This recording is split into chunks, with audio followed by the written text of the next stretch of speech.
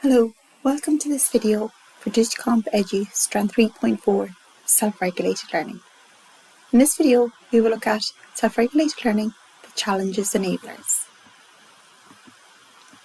In particular, the video will explore challenges and enablers of self-regulated learning in educational settings and identify strategies of how better to support learners to take control of their own learning. Self-regulated learning is not widely used in the classroom, and if so, there is little or no explicit instruction of self-regulated learning. Industry, self-regulated learning is not dependent on age, and children of any age can learn self-regulated learning, particularly from the age of 7. However, self-regulated learning is not automatic and needs to be taught within the classroom. However, there are a number of student challenges. In particular, students experience difficulties in planning and performance phases. This can be often due to motivation and is often associated with distractions with technology or other things going on in the classroom.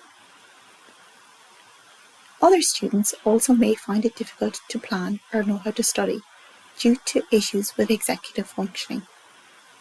In addition, many students perceive that it's the role of the teacher to improve student performance. It's up to the teacher to set learning goals, teach subjects and provide feedback, and often do not feel it's their responsibility. In general, within self-regulated learning, students' help seeking is high, but their self-reflection is low, particularly where they do not achieve particular outcomes. They often do not think about why and how to improve their performance. In addition, there's systematic barriers. High-stakes assessment, particularly for terminal exams that progress students from 2nd to 3rd level. In addition, scripted teaching and learning, an overcrowded curriculum, or teacher beliefs about the role of students all run contrary to supporting self-regulated learning. Teachers do recognise the need to develop self-regulated learning, but often lack confidence or time to apply these in practice. In addition, it's difficult to know how to assess self-regulated learning. In particular, autonomy supported and student-centred learning is associated with high self-regulated learning. Parents also have an influence on self-regulated learning. And for example, if a parent is over-anxious and tries to control the child's environment, it can impact the student's self-efficacy and confidence to achieve in a learning environment. In addition, the child learns to become dependent on an adult and isn't willing to take initiative due to fear of failure. In terms of enablers of success, there are strategies that support the development of self-regulated learning. Firstly, explicit instruction on self-regulated learning is critical, teaching students how to take responsibility of their own learning, how to set goals, how to break down a task into subtasks, how to monitor and check their own learning is crucial. In addition, clearly articulating expectations of the students, that they're not expected to just sit there and learn, or the teacher to give them answers, but they have to play an active role in decision making. In addition, they're responsible for reviewing their own work and generating feedback. Environments that have less focus on content transmission and output and more focus on interactive tasks and the process of learning is critical. So looking at how to break things down into subcomponents and how the student takes ownership of those. For example, if a student's objective is to write a report or an essay, breaking down these into subtasks, providing students with the ability to take ownership over each of these subtasks is clear. So again, back to the example of the essay, students might have to decide what they're going to write the essay about.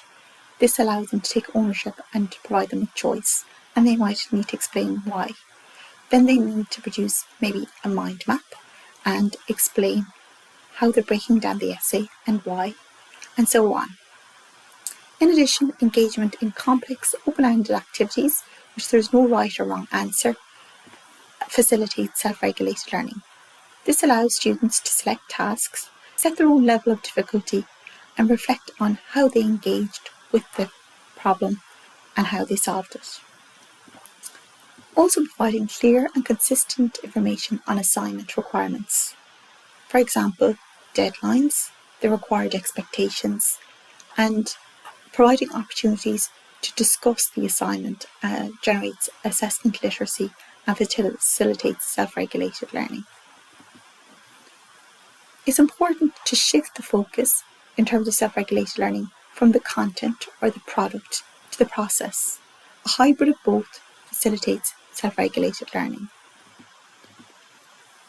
To do this, it's important to encourage students to articulate their self-regulating strategies, not only setting goals and making decisions about their learning and reflection, but why they did this.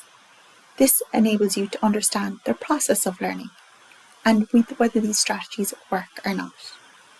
It's also important to support self-efficacy, that students can complete the tasks if they try. By placing emphasis on rewarding the effort and the process of learning rather than the output is critical. So by encouraging students to break down output to different sub-outputs and rewarding them for each phase of this, it places more emphasis on what they learned within each of these strategies rather than the final essay grade. Also, it's important to construct a supportive social environment where everybody is treated equally and encouraged. Peer learning and self-assessment can also facilitate self-regulated learning, providing opportunities for students to critique and view sample pieces of work or other pieces of work and provide feedback facilitates self-regulated learning. Also, co-agency is critical. This is where agency is collaborative. Students collaborate with others for self-regulated learning. This is where there's a shared responsibility of creating outputs, having a say in their learning environment. So for example, a group of students might be given a project in which they have to produce something, but they might have a say in what that looks like, what they produce, and why. So co-agency is where collectively everybody takes responsibility for making a decision. Within this process, it's important to note that they must look at the diverse opinions of the group and how they resolve those. This will help them to manage group work going forward.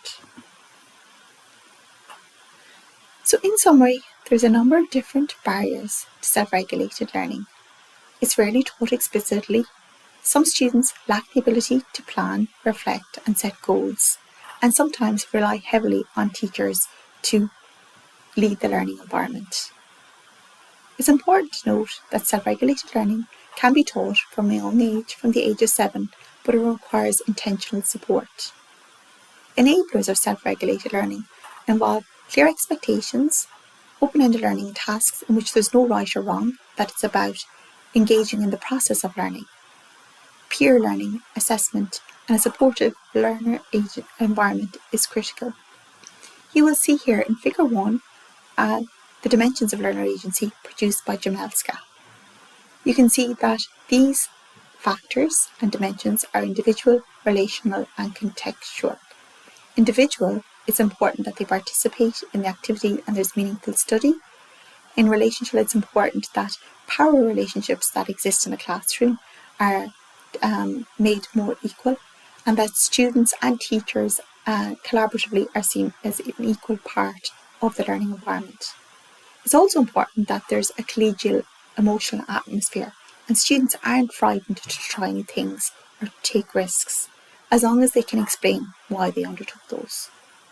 Also, there's contextual factors.